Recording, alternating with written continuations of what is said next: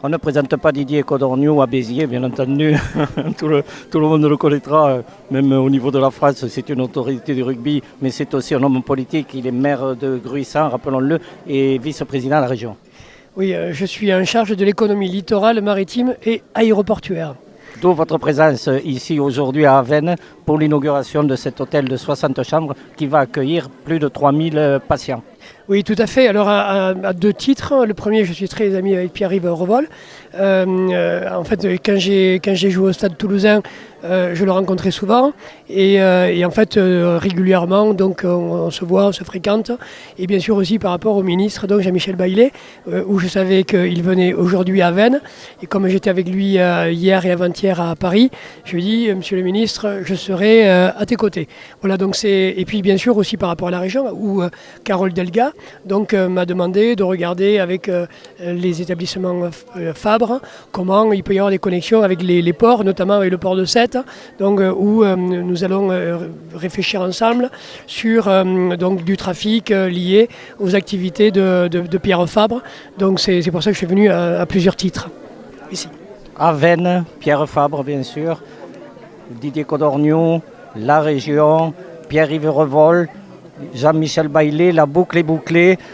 D'économie bien entendu, mais le rugby surtout, parce que le rugby nous tient à cœur. Hein.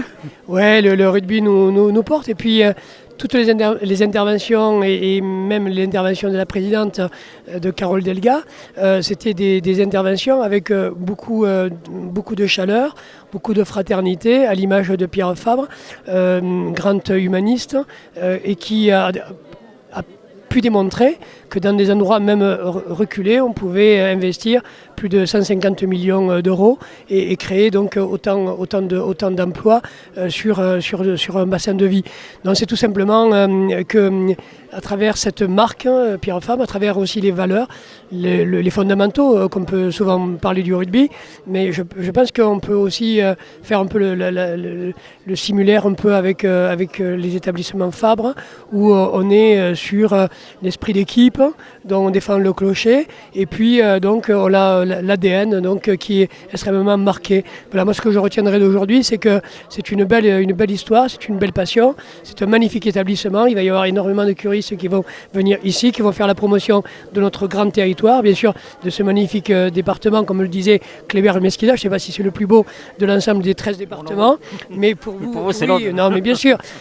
Pour moi qui suis vice-président, donc il fait partie des plus beaux. Mais, voilà. Ce qui est important, c'est surtout que les touristes viennent et reviennent et ils nous fassent la promotion quand ils rentreront chez eux. Et ça, en termes de destination et de marque et de marqueur, c'est très, très important. Moi, c'est un peu ce que j'ai retenu aujourd'hui dans l'inauguration de ce magnifique établissement ici à Veynes. Et le maire, je pense, de Veynes était vraiment comblé.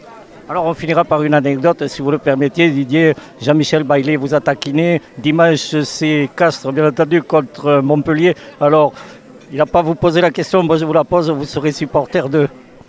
Je serai supporter des Bleus et Blancs. Et du beau rugby. Et du beau rugby. Celui que vous avez véhiculé pendant des années. Oui, merci à vous. Merci.